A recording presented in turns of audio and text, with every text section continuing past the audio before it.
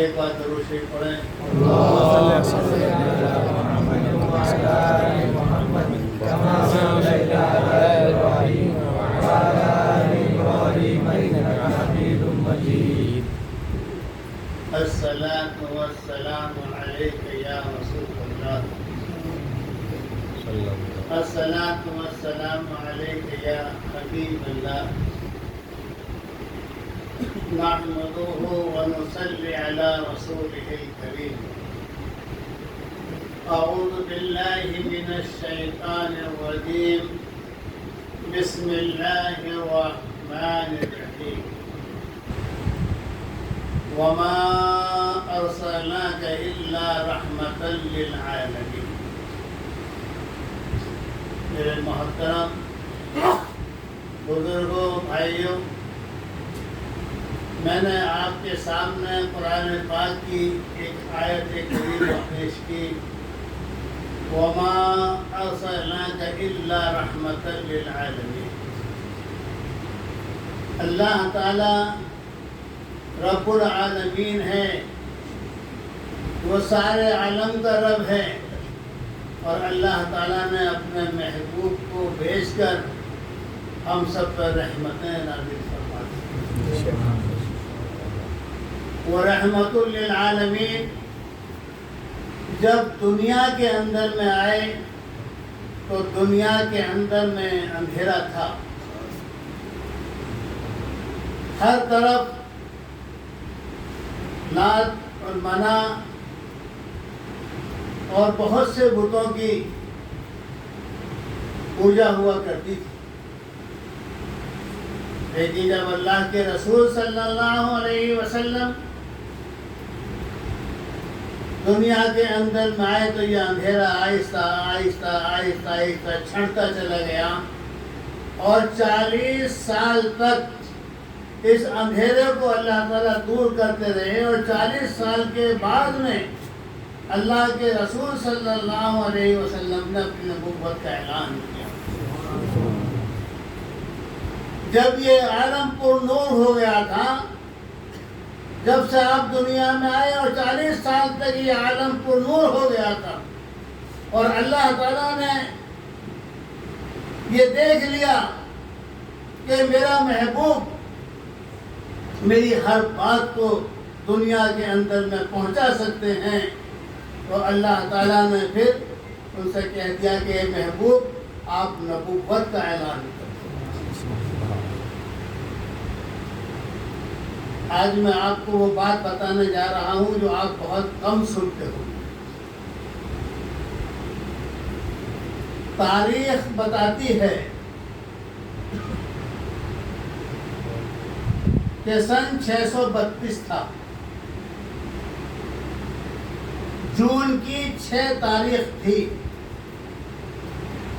11 ہجری تھی، اور مہینہ ربیع الاول کا تھا، اور ربیع الاول کی 13 تاریخ تھی. جو دنیا میں آئی روح اعظم صلی اللہ علیہ وسلم مدینہ منورہ سے اپنے وطن اصلی کو روانہ ہو رہی تھی. سینے میں غرغرہ آ چکا تھا، آخری لمحہ تھا. تیماردار اور خدمت کرنے والے صحابہ اکرام اور عزیز اور رشتہ دار کان لگائے بیٹھے تھے کہ آخری وقت ہے صلی اللہ علیہ وسلم کا، کیا وصیت ہوگی. یہ خیال ان کا صحیح تھا. اچانک ہونٹ ہلتے ہیں، رشتہ دار صحابہ کرام کان لگا دیتے ہیں. خیال صحیح تھا کہ وصیت ہوئی، لیکن وصیت نہ محبوب بیوی حضرت عائشہ رضی اللہ عنہ کے لیے تھی، نہ چہیتی بیٹی حضرت فاطمہ رضی اللہ عنہا کے لیے تھی، نہ وہ وصیت رشتہ داروں کے لیے تھی، نہ وہ وصیت صحابہ کرام کی تھی۔ اس وصیت کے کل بول یہ تھے، الصلاۃ وما ملکت ایمانکم، نماز اور غلام۔ یہ غلام کیا معنی؟ نماز تو خیر بزرگ ترین عبادت تھی، سرکار دو عالم صلی اللہ علیہ وسلم کو نماز کی وصیت تو کرنی ہی تھی، لیکن یہ غلام کیا معنی؟ زندگی کے آخری لمحوں میں نا پرواہ سرکار دو عالم صلی اللہ علیہ وسلم کو اپنے گھر والوں کی تھی۔ زندگی کے آخری لمحوں میں نا پرواہ صحابہ کرام کی تھی۔ زندگی کے آخری لمحوں میں نا پرواہ ان سلطنت کی تھی جو ابھی نئی قائم ہوئی تھی۔ ساری توجہ کے جو مرکز بنے وہ مظلوم غلام بنے۔ اللہ اللہ یہ باقسمت غلاموں کا لفظ ہی دنیا کے اندر میں ایک ذلت اور حقارت کا لفظ مانا جاتا ہے۔ پیارے رسول صلی اللہ علیہ وسلم نے غلاموں کو اس ذلت حقارت سے نکالا، چاہے وہ مصر ہو، چاہے وہ ایران ہو، چاہے وہ یونان ہو، چاہے وہ روم ہو، تمام دنیا کے تمدن مل کر بھی غلام کو غلامی سے آزاد نہ کرا سکے، لیکن میرے پیارے رسول صلی اللہ علیہ وسلم نے غلام کو آزاد بھی کیا اور غلاموں کو آزاد بھی کرایا۔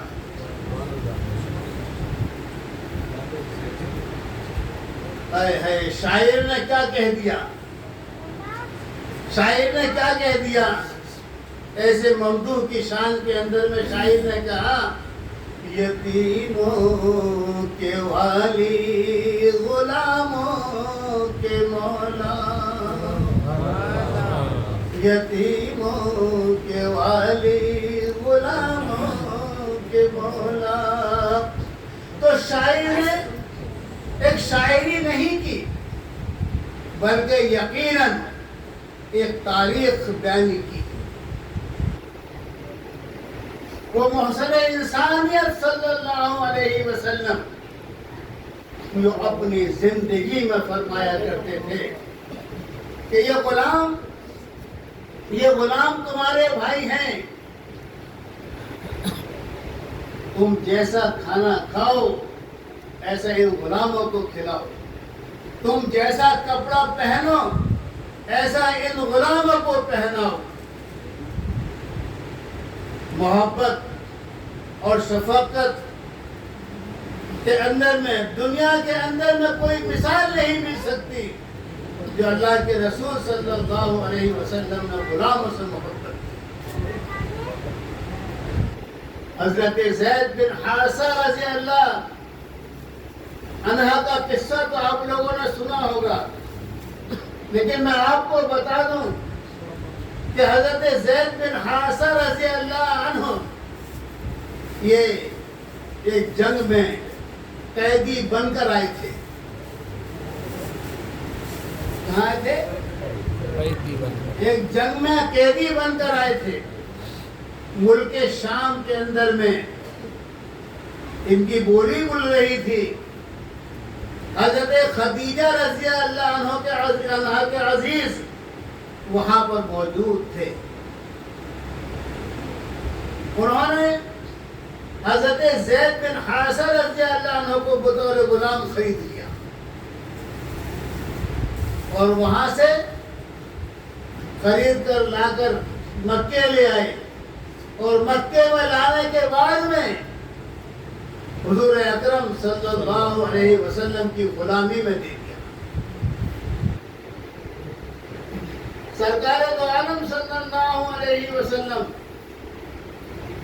حضرت زید بن حارثہ رضی اللہ عنہ سے بہت محبت کیا کرتے تھے، اور حضرت زید بن حارثہ بھی اللہ کے رسول صلی اللہ علیہ وسلم کی بہت خدمت کیا کرتے تھے۔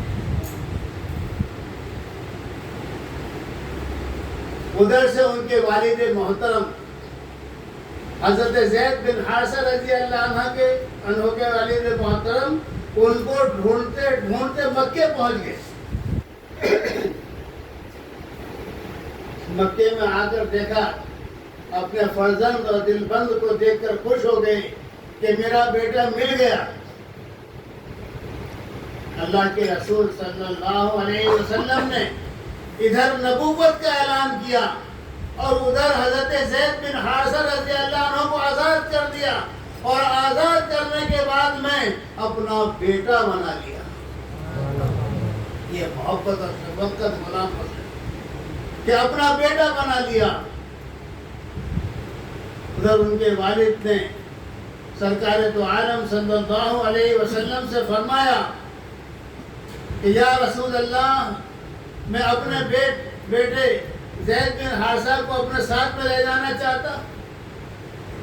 اللہ کے رسول صلی اللہ علیہ وسلم کا کتنا بڑا دل! آپ نے فرمایا کہ زید آزاد ہے، وہ اپنی مرضی کا مالک ہے، آپ زید سے معلوم کر لیں۔ جب حضرت زید رضی اللہ عنہ سے معلوم کیا باپ نے کہ آپ میرے ساتھ چلو، اپنے وطن چلتے ہیں، تو حضرت زید بن حارثہ رضی اللہ عنہ نے فرمایا کہ میں حضرت محمد مصطفیٰ صلی اللہ علیہ وسلم کے دامن کو چھوڑ کر نہیں جا سکتا۔ بیٹے نے باپ کے ساتھ جانے سے انکار کر دیا، اور دامن رسول نہ چھوڑنا تھا اور نہ چھوڑا۔ یہ محبت اور شفقت کا ایک اعجازی کارنامہ نہ تھا تو کیا تھا؟ حضرت ابو مسعود انصاری رضی اللہ عنہ مکے کے قانون کے مطابق اپنے ایک غلام کو مار رہے تھے۔ پیچھے سے آواز آتی ہے، اے ابو مسعود، جتنا اختیار تجھے اس غلام پر ہے، اس سے زیادہ اختیار اللہ کو تجھ پر ہے۔ یہ مختصر سا آواز جو سنا اور انہوں نے مڑ کر دیکھا تو یہ آواز کسی اور کی نہیں تھی، یہ آواز حضور انور صلی اللہ علیہ وسلم کی آواز تھی۔ یہ اس آواز کو سن کر انہوں نے فوراً اس غلام کو آزاد کر دیا۔ ایک روایت میں آتا ہے کہ ایک اور صحابی اللہ کے رسول صلی اللہ علیہ وسلم کے پاس آتے ہیں اور فرماتے ہیں کہ یا رسول اللہ صلی اللہ علیہ وسلم، میں اپنے غلاموں کا قصور دن میں کتنی بار معاف کروں؟ آپ صلی اللہ علیہ وسلم نے کچھ دیر خاموش ہوئے، اور خاموش ہونے کے بعد میں آپ نے فرمایا کہ اپنے غلاموں کا قصور دن بھر میں 70 بار معاف کر دیا۔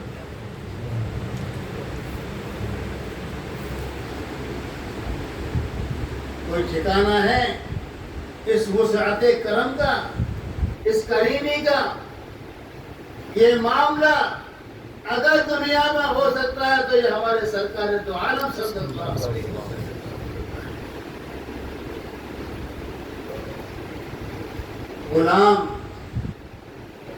غلام ایک ذلت و حقارت، اور دنیا کے اندر میں اگر کسی کو غلام کہہ دیا تو اس کی زندگی اجیرت بن جاتی ہے کہ اس نے مجھے غلام کہا. اس ساری چیز کو دیکھتے ہوئے اس معلم اعظم صلی اللہ علیہ وسلم نے پورا اور صحیح اندازہ لگا کر یہ اعلان کر دیا. اعلان کرا کہ خبردار ان کو کوئی میرا غلام یا میری لونڈی نہ کہے بلکہ ان کو میرا بچہ اور بچی کہہ کر. اور یتیموں کو تو کچھ پوچھئے ہی نہیں. دنیا کے اندر میں عموماً اور عرب کے اندر میں خصوصاً اس دور سعادت سے پہلے کیا حالت تھی یتیموں کی اور اس دور احد کے بعد میں کیا حالت ہو گئی. جو یتیمی قابل ننگ نظر آتی تھی وہ یتیمی قابل رشک نظر آتی. اس رحمت عالم صلی اللہ علیہ وسلم نے کس طریقے سے دل دہی یتیموں کی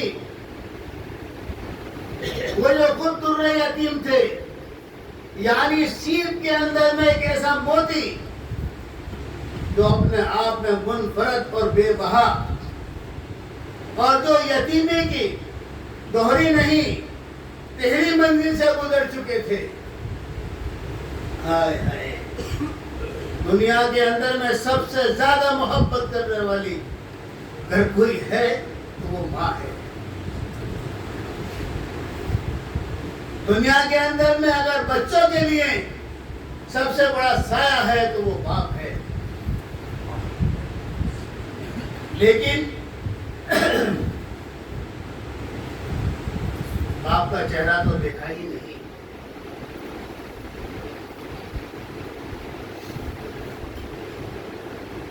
ماں کی شفقت میں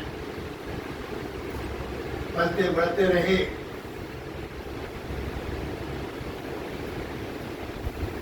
ماں پیاروں سے لاڈ سے پالتی رہی. پھر جب 6 سال کی عمر ہوئی تو ایک سفر کے اندر میں ماں کا سایہ بھی اٹھ گیا. ایک سفر میں ماں کا سایہ بھی اٹھ گیا. وہ ماں جو دنیا میں سب سے زیادہ اپنے بچوں سے محبت کرتی. اب دادا نے ان کی دلجوئی کرنی شروع کی, ان کی دلداری شروع کی, ان سے محبت کرنی شروع کی. دادا نے وہ محبت کی کہ دنیا کے اندر میں ایسا دادا محبت نہیں کر سکتا. لیکن 12 سال کی عمر میں دادا بھی دنیا سے رخصت ہو گئے. جب دادا رخصت ہو گئے تو پھر اللہ نے وَالضُّحَىٰ کیا خوبصورت چہرہ ہے میرے محبوب کا. وَاللَّيْلِ إِذَا سَجَىٰ کیا سنہری بال ہیں میرے محبوب کے. اللہ نے اپنی سرپرستی میں دے دیا.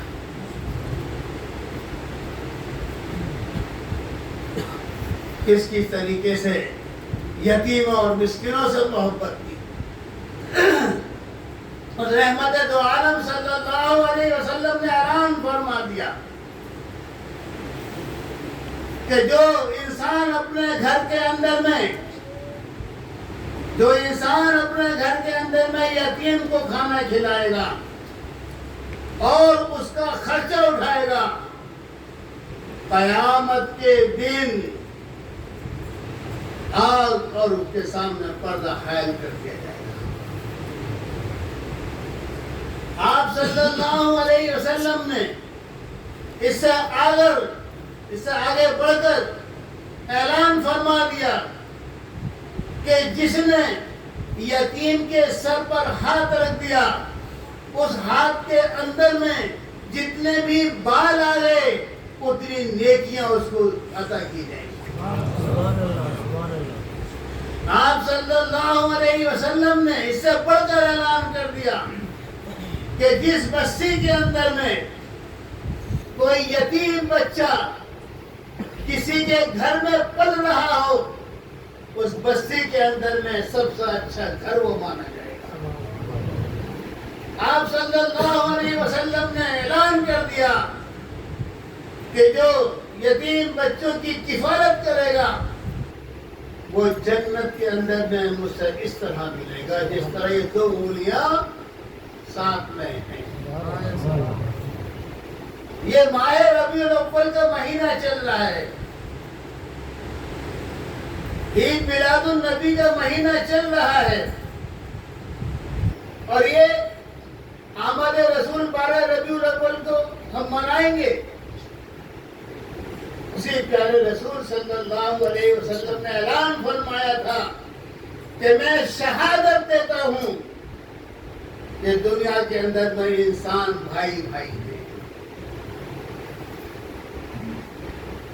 ارے آپ یہ سوچتے ہیں کہ ہم سال کے اندر میں ایک بار عید منائے، عید میلاد النبی بنائے؟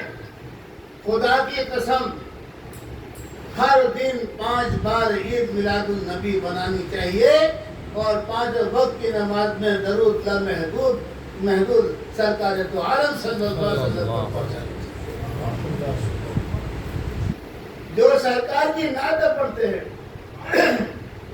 جو سرکار کی نعتوں کو اپنے ذہن میں بساتے ہیں، جو سرکار کی نعتیں پڑھتے ہیں اور لوگوں کو سناتے ہیں، اللہ تعالیٰ سے دعا کرتا ہوں کہ اللہ تعالیٰ ان کے دندان ذہن کو سلامت رکھے، آمین۔ اور اللہ ان کو ہی نہیں، ان کی آنے والی پیڑھیوں کے اندر میں یہ جذبہ رسول عطا فرمائے۔ آمین آمین۔ یہ مہینہ وہ مہینہ ہے کہ بھوکوں کو کھانا کھلاؤ، ننگوں کو کپڑے پہناؤ، بیمار کو دوا دلاؤ، اور پیاسے کو پانی پلاؤ۔ اور مسلمان پہلے یہ سارے کام کرتے تھے، لیکن آہستہ آہستہ آہستہ آہستہ ہم اس سے دور ہوتے چلے گئے، اور یہ کام دوسروں نے لے لیے۔ پانی پلانے کے کام، ننگوں کو کپڑے پہنانے کے کام۔ ہمارے جو بزرگ تھے وہ راتوں کے اندھیرے میں اپنے گاڑیوں میں کمبل بھر کر، کپڑے بھر کر، اور سڑکوں پر نکل جاتے تھے، ٹرک پر بھر کے نکل جاتے تھے۔ ہمارے نواب، ہمارے مالدار لوگ، اور غریبوں کو، چاہے وہ ہندو ہو، چاہے وہ مسلمان، چاہے وہ سکھ ہو، چاہے وہ عیسائی، سب کو وہ کمبل بانٹتے تھے۔ لیکن آج ہم کچھ ہی دیکھتے ہیں کہ کچھ ہی لوگ ایسے ہیں کہ وہ اپنے لیے سب کچھ کرنے کو تیار ہیں، اپنی بلڈنگ کے لیے کروڑوں روپے لگانے کو تیار، 10 کروڑ لگانے کو تیار۔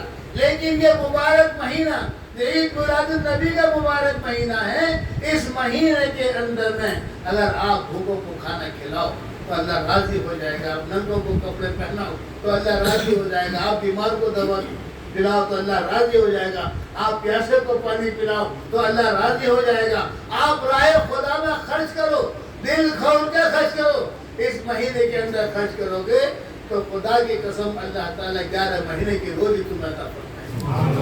نعرے تکبیر، نعرے تکبیر، نعرے رسالت، پتی پتی پھول پھول، یا رسول یا رسول۔ اللہ تعالیٰ سے یہی دعا کرتا ہوں، کیونکہ میں مختصر بات کرنے کے لیے بیٹھا ہوں کہ میں اپنے ناز خواہ کے زیادہ ٹائم لینا نہیں چاہتا، تو اس لیے بات تو بہت کرنی تھی، لیکن یعنی کہ 12 ربیع تک مجلسیں چل رہی ہیں، برابر بات ہو رہی ہے، اور آنے والے اگر آئیں گے تو انشاءاللہ تعالیٰ اچھی ہی باتیں سنیں گے، وہ ان کو پتہ لگے گا کہ ذکر رسول ہے کیا۔ ابھی ہم ذکر رسول جانتے ہی نہیں ہیں۔ آج ہم سرکار دو عالم صلی اللہ علیہ وسلم سے محبت کر لیں اور عاشقی کر لیں تو خدا کی قسم اللہ ہم پر مہربان ہو جائے گا۔ کہ محمد سے وفا تو نے تو ہم تیرے ہیں، یہ جہاں کیا چیز ہے لوگوں قلم تیرے، اور تمہارا ہے کہ جلاتے چلو چراغ، رستے میں چاہے دوست یا دشمن کا گھر ملے۔ اس لیے اپنی سخاوت کو جاری رکھو، اپنے لین دین کو جاری رکھو۔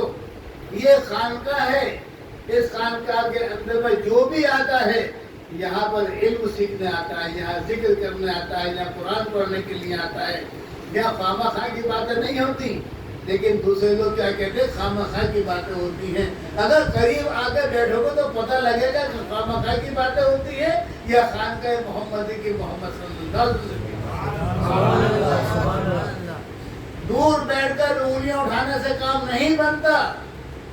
فقیروں درویشوں کے پاس آؤ، اللہ والوں کے پاس آؤ، علماء کرام کے پاس آؤ، اور آنے کے بعد میں جب ان کے پاس آپ بیٹھیں گے تو آپ کو اچھی ہی بات ملے گی اور اچھا ہی راستہ ملے گا، اور جب اچھا راستہ علماء کرام دکھائیں گے تو آپ منزل پر انشاءاللہ تعالی ضرور پہنچ جائیں گے۔